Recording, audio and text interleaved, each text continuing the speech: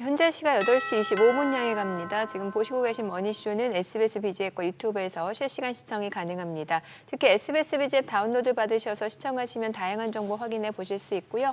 더 많은 주식 정보 원하시는 분들은 카카오톡 채널에서 머니를 검색하셔서 친구 추가하시면 됩니다.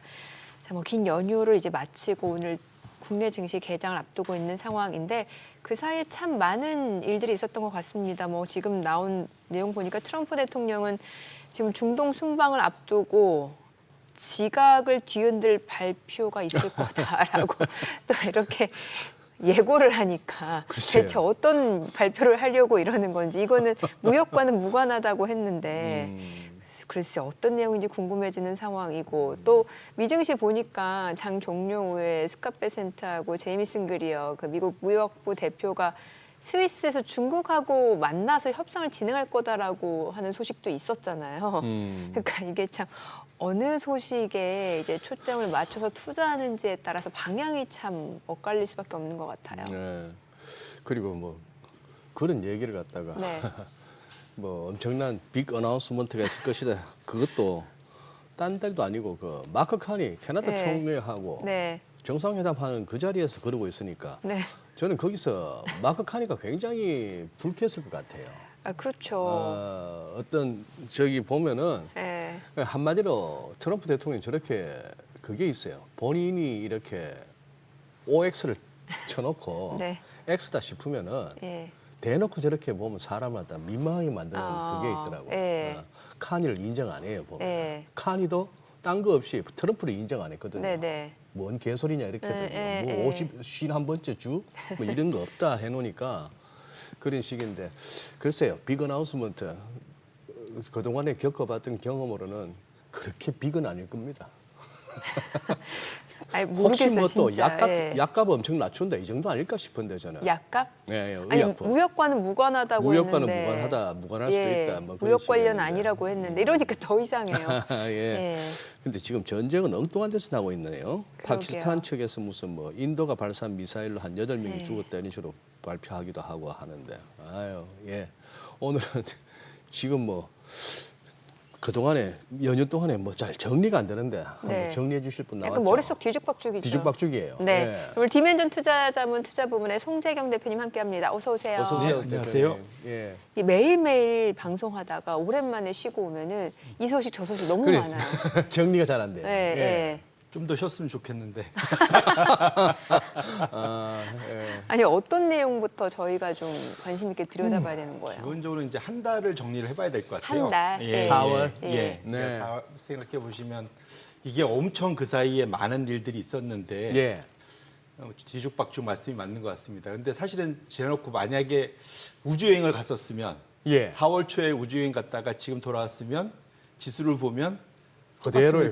아, 그렇죠. 예, 그 맞아요, 사이에. 맞아요. 예. 난리가 났었는데 네. 사실은 한 달 지나놓고 와 보니까 돌아온 사람은 뭔 일 있었어 이렇게 되는 상황이거든요. 네. 그래서 그렇게 놓고 보면 참 트럼프가 정말로 대단한 사람이긴 하다. 네. 쥐락펴락하고 있긴 한데 그런 측면에서 놓고 보면 이게 이제 사실은 시장의 기대대로 이제 잘 가느냐 안 가느냐 이제 그걸 봐야 될 텐데 예.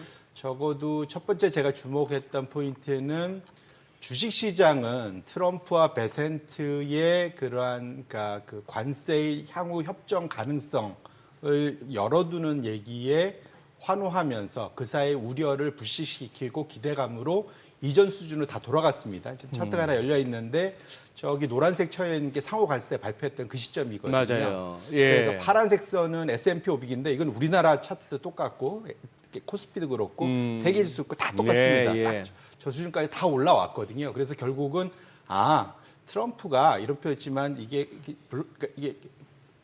이런 표현 써도 되겠지만 뻥카라고 그래야 되나요? 그러니까 이런 약간 그런 블러핑 치는 거 아니냐 뭐 이런 식의 이제 기대감. 그래서 앞으로는 다 잘 될 거야.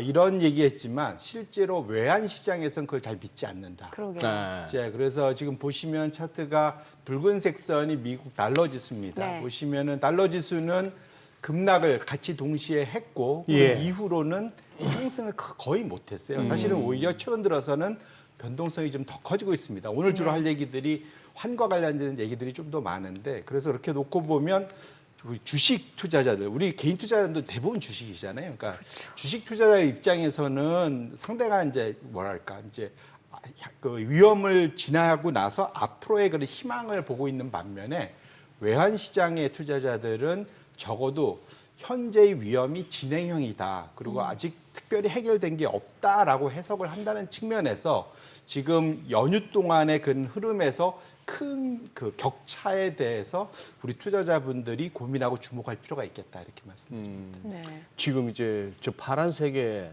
S&P 500이라 하셨지만 우리 코스피를 대입해도 뭐 세계 지수를 대입해도 저런 식의 파란색의 양상일 것이고 증시는 거의 다 상호 관세를 부과했던 그 레벨로 돌아와 있는데 네네.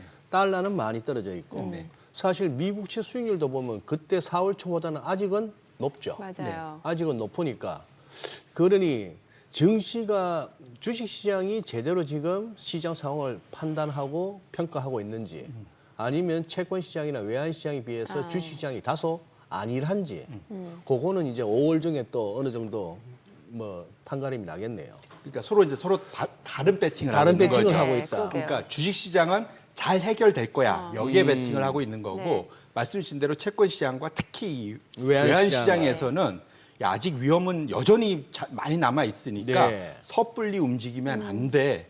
이 소위 말한 그 위험을 반영해서 가격에다가 녹여놔야 돼. 예. 그래야 혹시라도 나중에 그것이 실제화됐을 때 그것을 버텨낼 수 있어. 이제 이 얘기를 하고 있는 거거든요. 그래서 서로 다른 얘기를 하고 있을 때는 우리가 귀를 기울일 필요가 있겠다 이렇게 말씀드립니다. 예. 그러게요. 확실히 주식시장은 뭔가 정책에 대한 불확실성이 좀 정점을 지나고 있다. 이쪽에 좀 베팅을 하는 분위기인데 말씀해 주신 대로 지금 환율 시장을 좀 자세히 들여다볼 필요가 있다라는 말씀을 주셨는데 확실히 지금 아시아 통화 자체가 좀 변화가 있죠. 주말 동안 사실 난리가 났었습니다. 난리였어요. 금요일부터 난리였어요. 사실 예. 우리가 차라리 쉰 게 다행인 것 같습니다. 예. 아마 내내 그 뉴스 보다가 저는 사실은 그 뉴스 보다가 거의 못 쉬었거든요. 아, 그래요? 그거 팔로우 하느라고. 예, 예.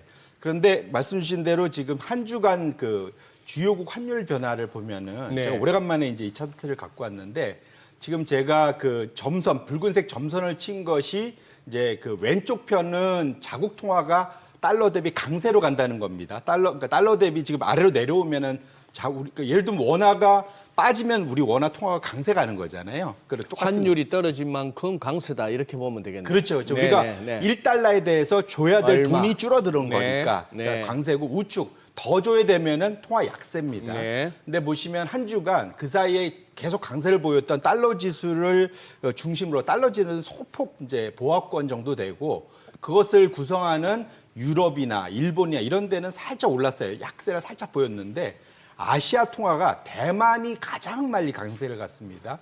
한 주간 거의 77% 그 강세를 보였거든요. 대만이 어마어마한 이거 불가피해 사실은 한 3일 만에 이렇게 일어나는 거거든요. 이 정도 났고 이걸 쫓아서 두 번째로 우리나라 한국 원화, 그다음 뭐 태국 바트, 인도네시아, 남아공 일부 있지만 싱가포르, 호주, 인도 이게 다 아시아권이잖아요. 그러네요. 이쪽이 전반적으로 대만이 끌고 나머지들이 달려가는 형태로 이것이 상당히 통화 강세가 나서 이 혹자들은 1997년도 이게 이제 지금은 혹시 보시는 분 중에는 그때 안 태어난 분도 계시겠지만 우리나라도 외환 위기였지만 예. 아시아 외환 위기였습니다. 그랬죠. 그때는 정반대였거든요. 그때 제 기억나는데 97년대 우리나라 때 환율이 800원, 900원대에서 거의 2,000원까지 올라갔었던 역으로. 네. 근데 지금은 정반대가 나타나고 있어서 상당히 뭐랄까 그때의 약간 데칼코마니지만 데자뷰가 거꾸로 나타난다는 측면에서 상당히 시장에서 투자자들이 좀 당황하기도 하고 이게 뭔 일이래? 이제 이런 상황이 벌어지고 있다 이렇게 보셔야 될 것 같습니다. 그런데 이걸 그 당시에 말씀하신 대로 97년 아시아 외환위기 바트화부터 시작했고 결국 우리 원화까지 왔고 2,000원까지 갔던 그 시절 그때는 뭐 태국도 그렇고 한국도 그렇고 뭐 전부 다 달러가 나라에 국가적으로 달러가 부족해서 난리가 났었던 때였고요. 그래서 진짜 외환 위기였고 그래서 IMF에 손을 벌렸고 구제금융을 받아야 했던 상황이니까 위기. 근데 주말에 아마 송 대표님도 이것저것 뭐 컨텐츠 보시면서 정리하시느라 그거 하셨겠지만 많은 영상들이 올라왔어요. 왜 대만 달러가 내지는 왜 환율이 이렇게 급락을 하는가? 그걸 갖다가 우리 장 열려서 고스란히 받아냈으면 진짜 아수라장이 됐을 것 같은데 아니면 오늘 오늘 NDF가 1,376원이네요. 네. 이게 지난주에 1,405원으로 끝났는데 그러게요.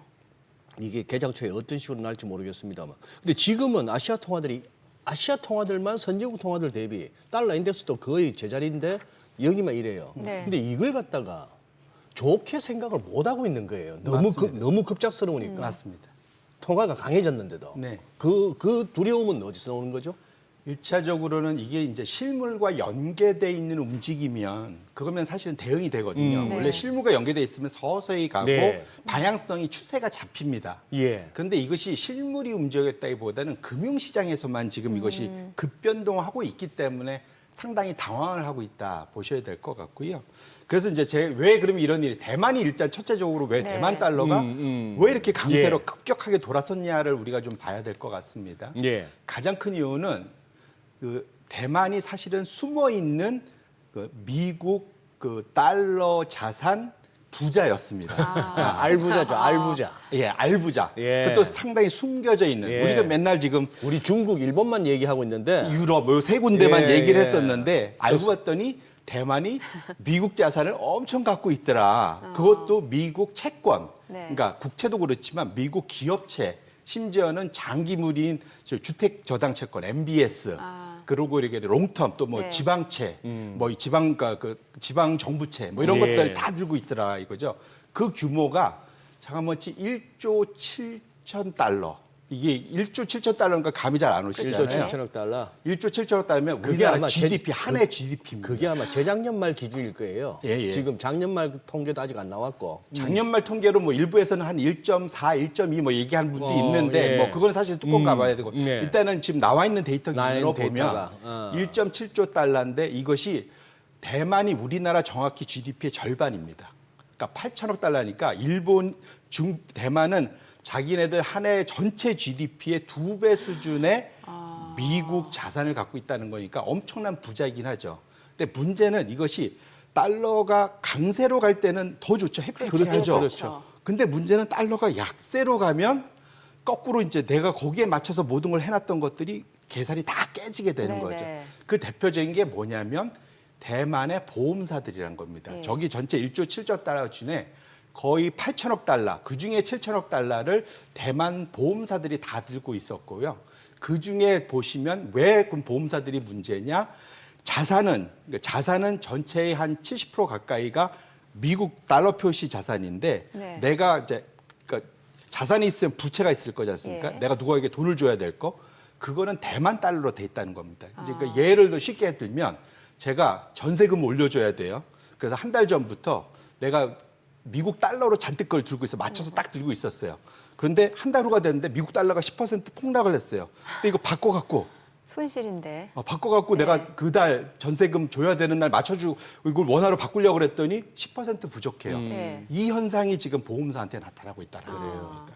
그래서 지금 이 서로 소위 표시 통화의 미스매치. 네. 지금 자산은 60% 이상이 달러로 갖고 있는데 부채는 자국 통화인 대만 달러로 갖고 있기 때문에 갚아야 될 돈과 내가 갖고 있는 돈에 서로 다른 나라 걸 갖고 있어서 문제가 발생하고 있다. 근데 여기 하나 더 최근에 국채 금리가 어떻게 됐습니까? 사실 최근에 계속 올랐었잖아요. 그랬죠. 한 예. 3년 올랐고 최근에 왔다 갔다 했긴 했지만 그렇게 되면 금리에서도 채권 가격 자체도 또 떨어지잖아요. 그렇죠. 이중교를 겪고 있으면서 대만 보험사들이 상당히 좀 문제를 겪고 있다 보셔야 될 것 같고 또 저 중에 이걸 환해지를 해놨으면 좋겠는데 대만 그 규모 자체가 적다 보니까 한 8천억 달러밖에 안 되는 GDP다 보니까 이보다 더 큰 미국 달러를 자기 대만 달러로 왔다 갔다 할 외환시장 자체 규모가 너무 작은 거예요.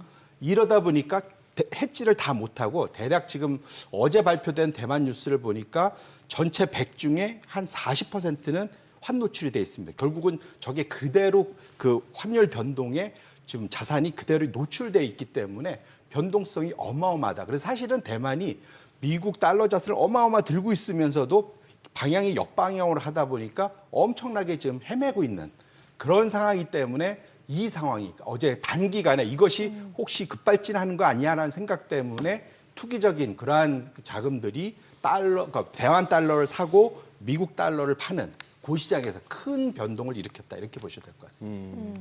근데 확실히 대만 외환 시장이 작았나 봐요. 이런저런 뭐 예를 들어서 어느 정도 달러 약세의 해치가 필요하다는 생각을 그저께 이틀 전에야 갑자기 한 것도 아닐 텐데 이제 몰리다 보니까 이제 이걸 갖다가 소화가 안 돼가지고 그 무슨 뭐 서브에 사람들 폭주하면 왜 뻥나듯이 이게 그냥 환율이 하루에 그냥 그렇게 6% 8% 1년 움직일 변동폭을 하루에 움직여 버리니까. 이게 사실은 이것이 이렇게 밀린 숙제입니다. 이게 뭐냐면 네. 지난 10여 년 이상, 그러니까 글로벌 2008년도 금융위기 이후에 대만은 지속적으로 수출이 증가했거든요. 네. 그래서 경상수지 흑자가 엄청 늘었어요. 그래서 평균적으로 GDP의 10%가 경상수지 흑자였어요. 그러면 해외 수출 수입 빼서 남은 것이 늘 GDP의 10% 되는 정도로 늘 쌓여왔다는 얘기죠. 네. 그럼 그 돈을 어딘가로 풀었어야 되는데 풀 방법이 없으니까 제일 좋은 방법은 다시 미국 자산을 사는 거. 이걸 하는데 이거를 사실은 중앙은행이 했어야 되는데 네. 그렇게 하면서 대만 달러를 어느 정도 레인지 안에서 사실은 조정을 한 거거든요. 네. 소위 말하는 환율 조작국 얘기를 들어만한 사실은 일을 계속 해왔는데 중앙은행이 하면 눈에 보이니까 미국이 뭐라 할까 봐 이거를 어디로 뺐냐면 아까 봤던 보험사로 뺀 겁니다, 사실은.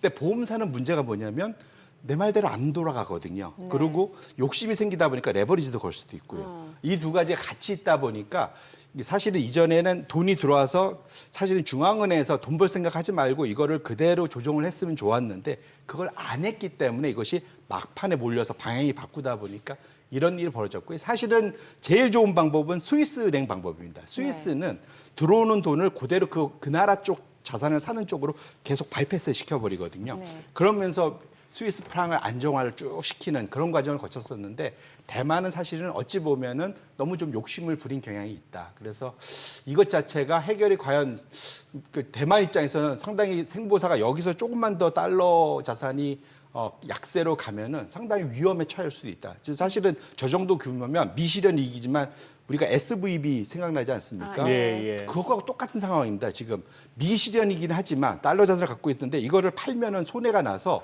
소위 내 자본을 다 까먹는 정도 수준이 되거든요. 예. 그래서 사실은 상당히 좀 심각한 상황이긴 해요. 그러니까 흑자 도산 날 수 있는 상황, 뭐 이런 네. 상황이 될 수 있는 거거든요. 물론 해결은 어떻게든 하겠지만 그러다 보니까 대만에서 할 수 있는 방법이 자기 나라에서 해결이 안 되니까 해지를 뭘로 하느냐?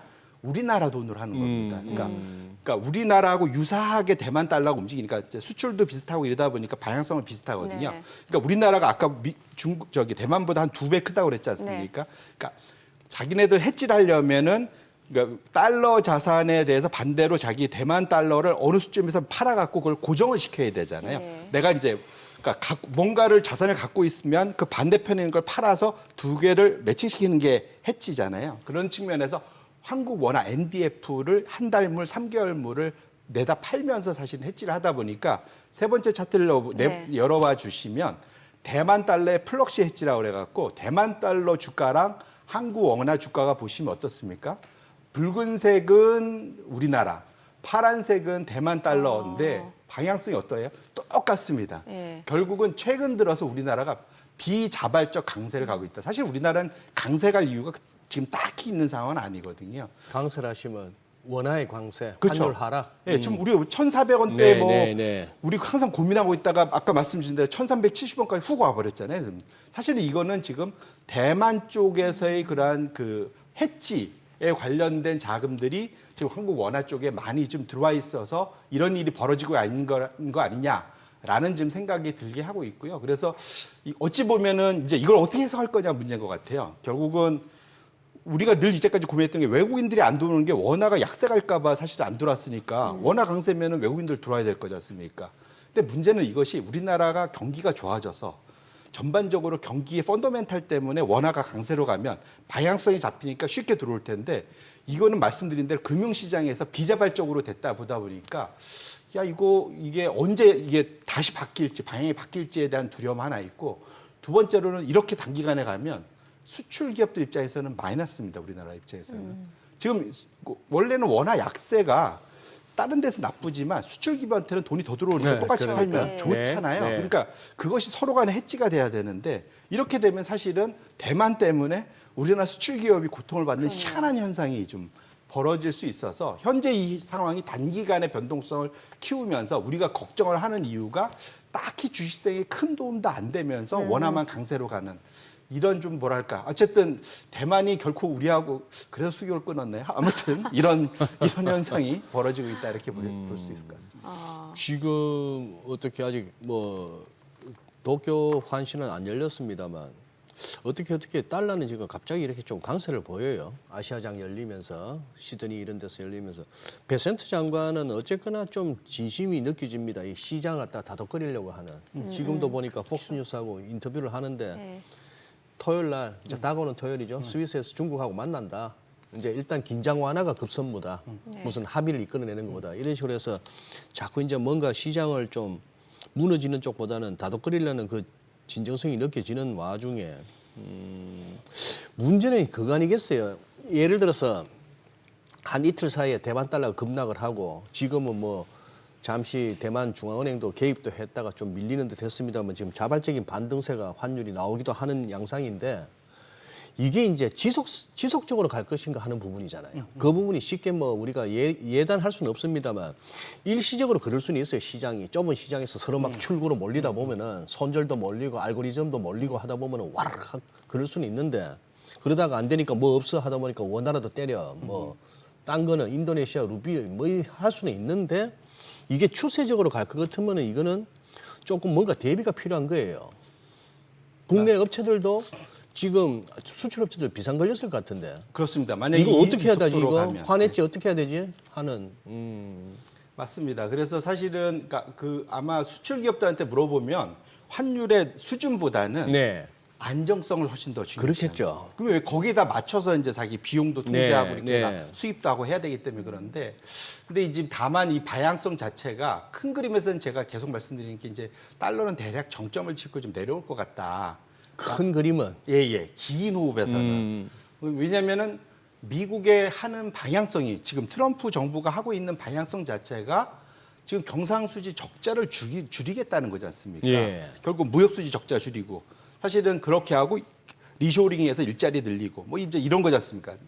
근데 문제는 이것이 아이러니하게도 이렇게 되면 미국의 달러 약세뿐만 아니라 미국의 자산을 사는 것 자체가 줄어들 수밖에 없다. 이것이 이제 가장 큰 문제인데 네. 제가 이제 자료를 찾다가 보니까 그 피터슨 경제연구소 네. 미국의 상당히 큰 연구소죠.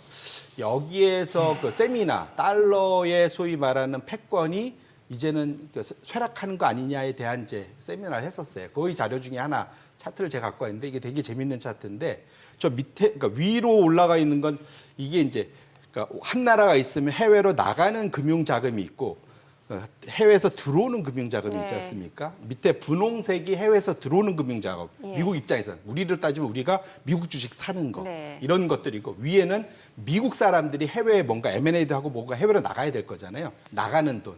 근데 저 사이에 지금 밑에 선으로 그려져 있는 게 경상수지인데 아래에 있으니까 적자입니다. 근데 재밌는 게 제가 이제 두 개로 구분을 해놨는데 지금 경상수지 적자를 전체 미국에 들어가는 자금에서 빼고 나면 초과분이 남잖아요. 예. 저 자금이 정확히 저 위에 파란색 선하고 일치를 합니다. 아, 결론적으로는 경상수지 적자를 줄이면 어떻게 되겠습니까? 전체가 딸려 올라가겠죠. 네. 그럼 미국의 해외 투자할 자금도 줄어들고 사실은 이 자체가 트럼프가 지금 의도하는 바는 자기네들 경상수지 적자는 줄이지만 해외에서 들어오는 자금은 지속적으로 유지하고 싶은데 구조 자체가 지난 26년간의 흐름 자체는 저것이 정확히 일치하게 돌아가고 있기 때문에 사실은 트럼프의 뜻대로 되지 않고 지금 무역수지 적자를 줄이려는 이 흐름 자체가 미국에 들어가는 자금 유입을 줄어들이면서 미국 자산이 달러 표시 미국 자산들을 전반적으로 사는 힘을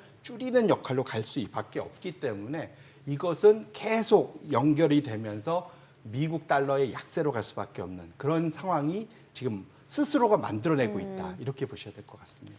실제로 외국인들이 지금 미국에 투자하는 자금 자체가 감소하고 있다면서요. 맞습니다. 예. 사실은 최근에 그 V자 반등이라는데 예. 이거 다 외국에서 다시 들어온 거 아니냐? 그래서 저도 이제 체크를 해봤는데 말씀 주신 대로 외국인들의 미국 투자 ETF 자금을 보면 네. 요즘에는 전 세계의 절반 자금이 ETF로 움직이잖아요. 네. 패시브 움직이는데 보시면 미국 채권 투자용 ETF 이제 해외 우리나라에도 있고 뭐 그렇잖아요. 네. 유럽도 많고 이제 이것이 최근 보시면 사실은 늘지를 못했어요. 최근에 한 달, 두 달 동안 여전히 마이너스권에 있고 심지어는 그렇게 V자로 올라왔던 그 미국 주식 투자용 ETF 네. 해외에 있는 이런 것들조차도 보시면 아래로 완전히 지금 내려서 올라오지를 못하고 있죠. 그러니까 V자의 흐름하고 정반대가 있죠. 그래서 결론적으로는 지금 미국 자체가 해외로부터의 자금 유입을 스스로 막는 그런 일을 하고 있기 때문에 단기간엔 달러의 변동성이 꽤 있긴 하겠지만 큰 흐름 자체는 미국 달러가 약세로 가는 것을 스스로 만들어내고 있다. 이렇게 보셔야 될 것 같습니다. 네. 자, 지금 8시 50분 지나갑니다. 오늘 양시장 호가 상황 체크해 보도록 하겠습니다. 먼저 코스피 예상 체결 지수부터 볼게요. 오늘 약보합 출발 예상되고 있습니다. 지금 예상 체결 지수는 2,558, 그리고 코스닥은 0.7% 하락이 예상됩니다. 예상 체결 지수는 716포인트로 집계가 됩니다. 시가총액 상위 종목 예상 체결가 보겠습니다. 오늘 삼성전자 1% 상승 예상됩니다. 지금 호가는 54,900원이고요. SK 하이닉스가 2% 강세가 예상됩니다. 예상 체결가 19만 1,500원. 삼성 바이오로직스는 0.4% 하락 예상됩니다. 호가는 108만 원이고요. LG 에너지 솔루션 1.4% 하락 예상됩니다. 예상가 32만 원. 현대차가 0.7% 상승 예상되고요. 호가는 19만 900원이고요. 기아 1% 상승 예상됩니다. 지금 예상 체결가는 9만 400원으로 집계가 됩니다. 이 가운데 KB금융 지금 시가총액 6위까지 올라온 상황인데요. 1.9% 상승 예상되고요. 호가는 지금 9만 5,400원으로 집계가 됩니다. HD 현대중공업 4.5% 강세 출발 예상이 되고 있습니다. 지금 HD 현대중공업 같은 경우는 하나오션하고 캐나다 33조 잠수함 프로젝트 참여 소식이 나오고 있습니다. 자, 이러한 부분이 좀 호가에도 좀 반영이 되는 것 같아요. 이로써 시가총액 6위짜리까지 올라왔습니다. HD현대중공업 호가는 42만 8천 원으로 집계가 됩니다. 이 가운데 한화 에어로스페이스는 보합 출발 예상되고요. 삼성전자 우선주 강보합 출발 예상되고 있습니다. 코스닥 시가총액 상위 종목 예상가 보도록 하겠습니다. 오늘 알테오젠이 0.5% 하락이 예상됩니다. 지금 호가는 35만 4,500원, 에코프로빔. 알테오젠 호가 좀 낙폭이 조금 더 확대될 걸로 보여집니다. 아무래도 미국 뉴욕 증시 쪽에서도 제약 바이오 쪽이 지금 많이 떨어졌는데 곧 2주 내에 의약품 관세가 좀 발표될 것이다라는 트럼프 대통령의 발언이 있었죠. 이 부분이 제약바이오 섹터에 좀 안 좋은 영향을 미치고 있는데 오늘 국내 증시 쪽에서도 그런 부분이 좀 고스란히 반영될 걸로 보입니다. 이 가운데 HLB도 0.7% 하락 예상되고요. 에코프로비엠은 0.4% 상승 예상됩니다. 호가 10만 4,900원, 에코프로 소폭 하락 예상되고 레인보우 로보틱스가 3.4% 상승 예상됩니다. 지금 예상가 28만 2천 원이고요. 휴젤은 약보합 출발 예상됩니다. 지금 호가 37만 1,500원, 클래시스 하락 출발 예상되고 파마리서치도 내림세가 예상됩니다. 예상가 38만 7천 원이고 펩트론 보합 예상되고요. 리가캠바이오가 2.9% 하락 출발 예상됩니다. 호가는 10만 5천 원으로 집계가 됩니다. 자, 이제 개장까지 7분여가량 남았는데요. 일단 양시장 글쎄요. 오늘은 반등할 수 있는 모멘텀 찾기는 쉽지 않을 것 같은데 일단 코스피 코스닥 호가 자체는 분위기가 좀 엇갈릴 걸로 보여지네요. 네. 예. 지금 조금 이번에는 연휴가 좀 다행히 시장 도와줬다 싶은 생각이 드네요. 그러게요. 연휴 예. 없었으면 시장 변동성 굉장히 컸을 것 같은데요. 굉장히 예. 컸을 것 같은데 지금 일단 뉴욕 증시가 지수선물 흐름이 나쁘지 않고요. 네. 달러도 지금 약간 이렇게 약세에서 벗어나려고 하는 모습이 보이고 그런 상황이 돼가지고 그리고 이 원화 강세를 갖다가 이제 어떻게 이제 주식시장에서 소화를 해내려는지 그게 이제 좀 궁금하긴 한데 좀 호가대로만 가준다면 다행이네요. 저도 오늘 넥타이 이거 며칠째 똑같은 걸 매는데요. 고민스럽습니다만 왠지 안 빠질 것 같은 느낌? 넥타이 색은 좀 중립적인데요. 아 그래요? 약간 블루도 있고 버건디도 있고 네이비하고 버건디. 그래서 상황 봐서 대충 얘기하려 했는데 뭔가 보합과 그러네요. 약간 코에 골면 코골이, 귀 골면 귀걸이식으로 하시려고 했는데 너무 예리하셔. 너무 예리하셔. 예. 좋게 좀 고급지게 표현하면 투트랙이고 나쁘게 얘기하면 양다리고. 투트랙. 그러니까. 그러게요. 뭐 둘 중에 하나긴 하겠죠. 대표님, 송 대표님, 오늘 밤에 있을 연준이 뭐 세상을 구할 수 있을까요? 세상을 구해. 세상을 구해. 망했을까요 우리가? 아니 뭐좀 망한 건 아니지만 그런데 뭔가 이리 왜좀 누군가 옆에서 좀 다독거려 줬으면 싶은 때잖아요. 약간 이런 표현 좀 엄마 같은. 엄마가 예, 뭐 이런 게 좀. 오 해주는. 예. 그냥 무조건 다 받아주고 안아주는 그런 존재가 좀 있으면 좋겠다 하는 이제 그런 생각이 들 거고 그 중에 사실은 기대하는 게 연준 풋, 파월 풋을 사실 네. 기대하는 거죠. 근데 결론부터 말씀드리면 저는 어쨌든 대부분 이번에는 다 동결이라고 생각을 할 거고 문제는 그 이후에 대해서 어떻게 열어두느냐. 이제 6월, 뭐 7월 이렇게 쭉 그 이후에 있을 그러니까 회의 때 어떤 방향으로 나갈 거냐에 대해서 평가를 어떻게 해주냐를 좀 기다리고 있을 것 같습니다. 네, 예. 그런데 이제 그 뭐랄까요, 좀 그러한 이제 넉넉한 편안한 이런 얘기가 나올 거냐보다는 여전히 시장이 듣고 싶어하는 얘기는 썩 나오기는 좀 어렵지 않을까라는 좀 걱정을 하게 됐는데요. 가장 큰 이유가 최근 들어서 나왔던 이제 지역 연은들의 조사들 있지 않습니까? 예. 이제 그거 중에 이제 가장 최근에 이제 소위 이제 특별 그 보고서, 그러니까 그런 설문 보고서 중에 댈러스 연은, 그러니까 네. 텍사스주에 있는 거죠. 여기가 이제 왜 중요하냐면 테슬라도 얼마 전에 거기로 본사를 옮겼잖아요. 네. 그래서 S&P 500 기업 중에 50개가 텍사스 안에 있답니다. 이게 세금 혜택도 있고 뭐 이러다 보니까 많이 옮겼네요. 예, 그렇게 있고 그 대신 텍사스 집값 많이 올랐다더만. 예, 그리고 예. 뭐 우리나라 사실은 SK 하이닉스나 삼성전자 뭐 이런 데도 다 그 근처에 있잖아요, 사실은. 그래서 어쨌거나 그런 측면에서 놓고 보면 텍사스 쪽의 그 분위기가 어찌 보면은 지금 볼 수 있는 좋은 건데 질문했습니다. 댈러스 지역에 있는 기업들 그 관세 대응 방법 뭐냐? 이번에 관세가 올랐으니까 그걸 어떻게 처리할래? 물어봤더니 기업들의 대부분의 대비 이건 이제 제조업과 서비스업인데 제조업이 좀 더 세긴 한데 비용 증가를 고객들한테 그대로 좀 옮길래. 예. 야, 나도 좀 살아야 돼. 나도 살아야 돼. 네, 이제 그게 첫 번째. 두 번째가 내부적으로 어느 정도는 내가 좀 그 관세 올라간 걸 비용을 흡수하겠어.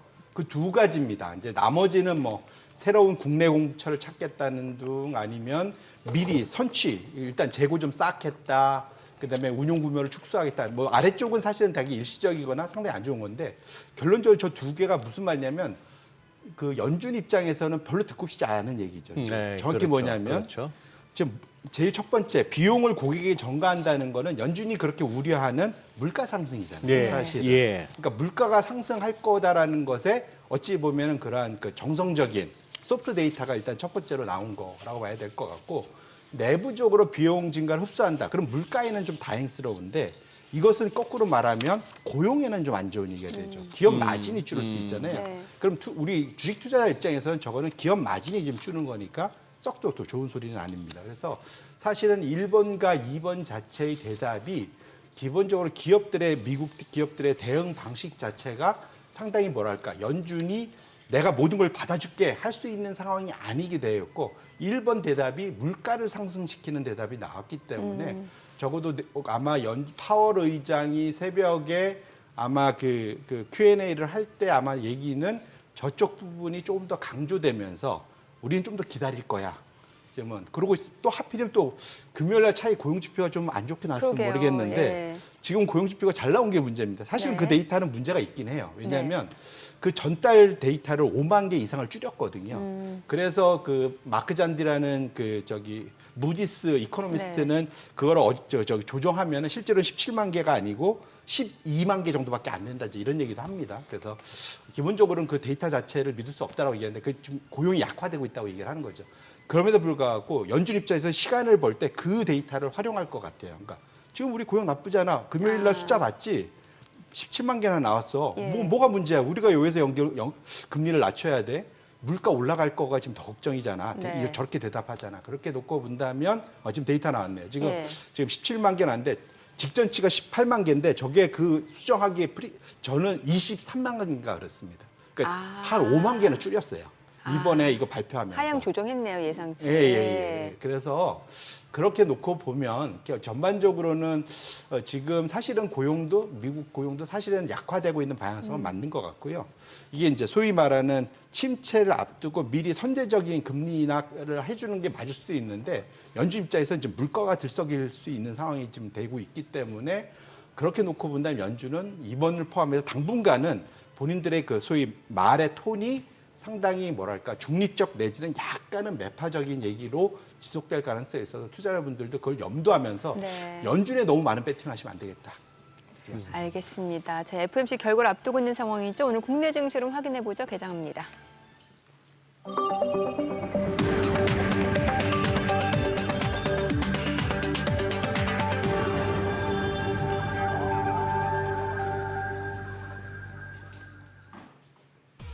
네, 5월 7일 수요일 국내 증시 개장했습니다. 뉴욕 증시 지금 올해 2월 19일 고점 대비로 전반적으로 20%가량 하락했다가 지금 또 빠르게 급반등을 나타내면서 한 마이너스 8% 하락. 그러니까 낙폭을 좀 많이 만회한 상황입니다. 이러다 보니까 약시장에서 벗어났다는 평가도 나오고 있는 가운데 아직은 약시장에서 벗어났다라는 그런 결과를 내기에는 좀 이른 감도 있다라는 그런 분석도 있고요. 아무래도 FOMC 결과 이번 연준이 어떤 금리 결정을 하는지 여부에 따라서도 시장이 좀 많은 영향을 받을 수밖에 없고요. 또 트럼프 관련 무역 정책은 여전히 불확실한 상황이죠.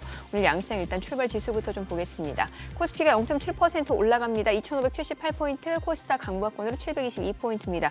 그래도 일단 출발 자체는 굉장히 순조롭습니다. 시가총액 상위 종목 시초가 보겠습니다. 삼성전자 상승합니다. 지금 54,600원이고요. SK하이닉스도 0.3% 올라갑니다. 186,700원. 삼성바이오로직스가 좀 빠지네요. 1.8% 떨어지면서 106만 5천원. LG에너지솔루션은 0.9% 올라갑니다. 32만 3,500원. 현대차가 약보합권이고요. 기아가 소폭 올라갑니다. 89,600원이고 HD현대중공업 5% 강세입니다. 앞서 좀 전해드렸다시피 HD현대중공업 같은 경우는 지금 이제 하나오션하고 캐나다 33조 잠수함 프로젝트 참여 소식이 나오고 있다 보니까 안 그래도 조선주가 이제 무역과 관련해서 이제 관세 정책과 관련해서 상대적으로 영향을 덜 받는 섹터로 좀 부각을 받았었는데 이런 호재까지 더해지면서 상승 보입니다. 42만 9,500원이고요. 한화 에어로스페이스가 2% 올라갑니다. 83만 7천원. KB금융도 1.3% 상승하면서 9만 4,500원이고요. 삼성전자 우선주는 좀 떨어집니다. 4만 5천원에 거래되고 있습니다. 코스닥 시가총액 상위 종목 시초가도 보겠습니다. 뉴욕 증시에서 이제 일라이릴리, 머크, 암젠 주로 제약바이오 쪽이 많이 떨어졌습니다. 2주 내에 의약품 관세를 내놓을 것이다라는 트럼프 대통령의 발언에 따라 영향을 많이 받았는데 국내 증시 쪽에서도 그런 모습들은 이어집니다. 알테오젠이 3% 떨어집니다. 34만 5,500원. 에코프로비엠은 강보합권이고요. HLB 0.3% 소폭 하락합니다. 5만 7,200원이고 에코프로는 0.6% 상승 중이고요. 레인보우 로보틱스 상승합니다. 27만 3,500원. 휴젤이 2%가량 떨어집니다. 지금 36만 7,500원, 36만 5천원까지 떨어지네요. 클래시스는 0.4% 상승합니다. 6만 4,900원이고 파마리서치, 펩트론 모두 떨어집니다. 각각 주가는 38만 3,500원, 16만 7천원. 리가캔바이오도 좀 많이 떨어집니다. 3.8% 하락으로 10만 4,100원에 거래되고 있습니다. 오늘 시장에서 특징을 보이고 있는 섹터 종목들 좀 체크해 보도록 하겠습니다. 오늘 항공주들 많이 올라가요. 대한항공이 6% 강세입니다. 22,350원에 거래되고 있고요. 진에어도 4.9% 강세입니다. 9,390원, 에어부산도 3.6% 상승합니다. 2,120원이고요. 제주항공 3.5% 상승하면서 지금 7,010원에 거래되고 있고요. 티웨이항공도 3% 강세입니다. 아시아나도 3% 올라가고요. 한진칼 3.4% 상승하면서 83,600원에 거래되고 있습니다. 오늘 항공주들 흐름이 다 좋습니다. 자, 그리고 조선주 앞서 말씀드렸다시피 이제 HD현대중공업하고 하나오션 이제 팀으로 33조 프로젝트 수주에 참여한다라는 소식이 전해지면서 지금 보시다시피 하나오션이 3% 강세고요. HD한국조선해양도 3.6% 올라가고 삼성중공업, HD현대미포 다 올라가고요. HD현대중공업이 좀 탄력적입니다. 4.28% 올라가면서 42만 6천원에 거래되고 있습니다. 자, 그리고 오늘 방산주들 좀 흐름 좋은데 지금 포메탈이 11% 급등합니다. 두 자릿수 상승률이죠. 4,385원. 그리고 LIG 넥슨도 4.7% 올라가고요. 현대 로템도 4% 올라가고 한화 에어로스페이스, 한국항공 우주 다 2%대 강세고요. S&T 다이내믹스도 2.3% 상승하고요. 빅텍, 한일단조 각각 3%, 5% 강세 흐름 보여줍니다. 오늘 방산주도 흐름 좋습니다. 참 이게 전쟁 소식이 나니까 아이러니하게 주식시장에서는 또 방산주가 좀 상승을 하고 있는 상황이고요. 오늘 양자 컴퓨터 쪽에서는 ICTK 그리고 KCS가 각각 1% 이상 올라가고 아이온 플러스도 9% 강세고 라온시큐어도 6% 상승 보여주고 있는 상황이네요. 자, 그리고 원전주도 좀 여러분들 체크해 보셔야 될 것 같아요. 오늘 두산에너빌리티가 좀 많이 빠지고 있는 상황인데 이제 원전주 같은 경우는 나온 소식이 체코 법원이 그 프랑스 전력공사 그러니까 EDF죠. 프랑스 전력공사가 신청한 가처분 신청을 인용했다라는 소식이 전해지고 있습니다. 자, 이렇게 되면은 우리나라 이제 원전, 그러니까 한국수력 원자력의 체코 신규 원전 건설 계약 자체가 일시 중단될 가능성이 굉장히 커진 상황입니다. 그에 따라서 지금 두산 에너빌리티가 6% 급락합니다. 25,800원. 그리고 G2파워도 6.8% 하락합니다. 7,080원에 거래되고 있습니다. 자, 오늘 이제 특징 종목 섹터들 좀 체크해 보셨고 수급 상황 좀 확인해 보도록 하겠습니다. 오늘 유가증권 시장에서는 외국인과 기관이 순매수 보여줍니다. 외국인 유가증권 시장에서 306억 원 매수 우위고요. 기관은 751억 원 순매수, 그리고 개인은 1,011억 원 매도 우위를 나타내고 있습니다. 코스닥에서는 개인과 기관이 삽니다. 각각 78억 원, 45억 원 매수 우위고요. 외국인은 90억 원 매도 우위를 나타내고 있습니다.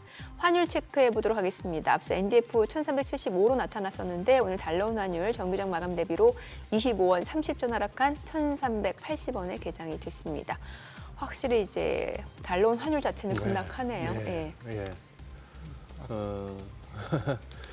진짜 지난주 월요일 날 그때 저 머리쇼 플러스 시간에 네. 그 달러원 주간 차트를 보면서 제가 드렸던 말씀이 생각납니다. 이거 쏟아져야 되는 그림인데 간당간당하게 쏟아져야 되는 그림인데 결국 쏟아지긴 쏟아졌고 네. 결국 1,400 밑에서 이제 짚어지는 레벨이 두 군데인데 1,380원하고 1,360원인데 일단은 지금 1,380원 개장해가지고 더 밑으로는 안 가거든요.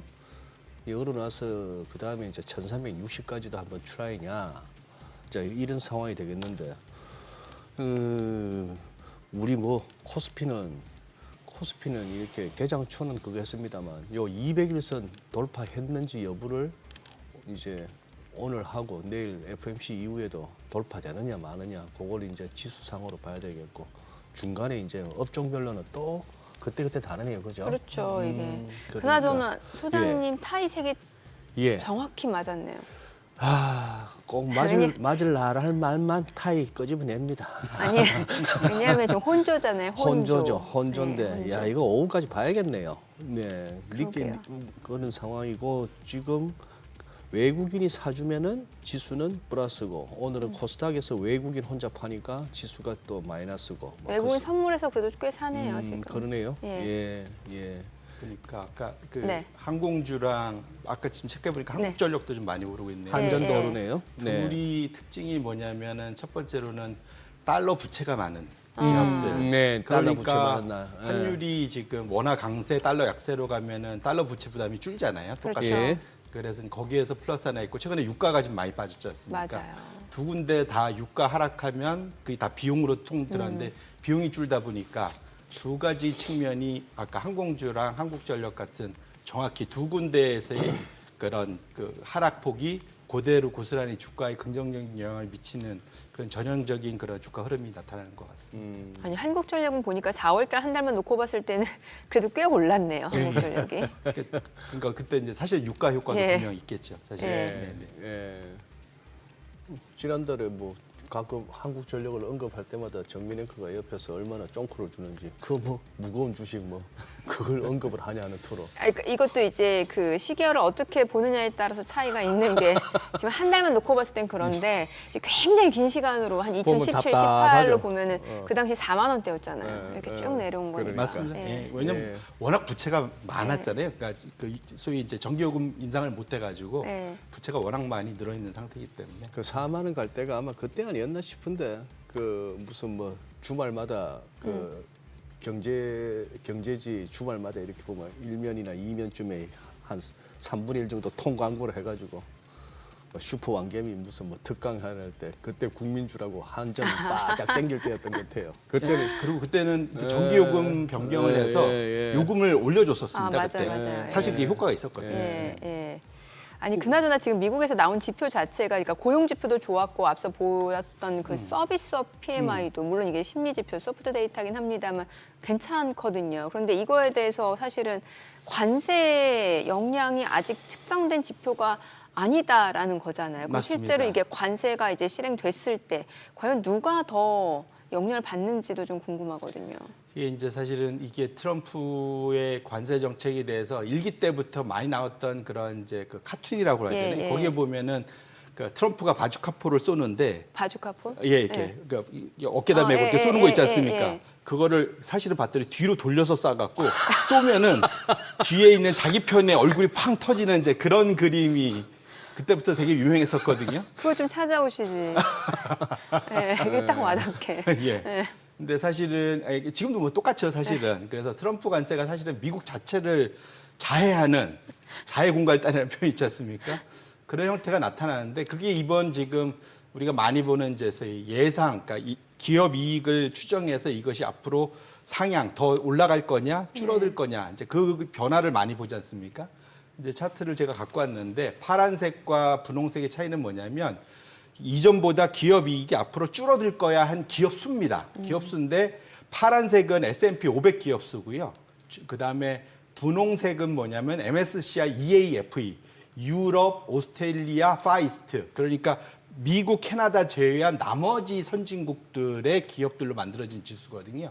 근데 보면은 이전에 제가 코로나 때랑 세계 금융위기 때 2008년과 2020년 두 군데를 하이라이트 해놨고 그 최근으로 이렇게 흐름을 보시면 지금 S&P 500의 기업 이익 하향 조정 기업 수는 과거 두 번의 금융 위기, 그러니까 그 소위 위기 수준을 거의 2008년 수준이거나 코로나에 거의 근접하는 수준까지 지금 와 있지 않습니까? 하지만 분홍색은 보시면은 과거 평균 수준에서 크게 변화가 없어요. 그러네요. 예, 이게 차이가 최근에 여기 이제 5월 1일자까지 가장 최근 업데이트돼 있는 건데 그럼 왜 이런 변화가 있느냐?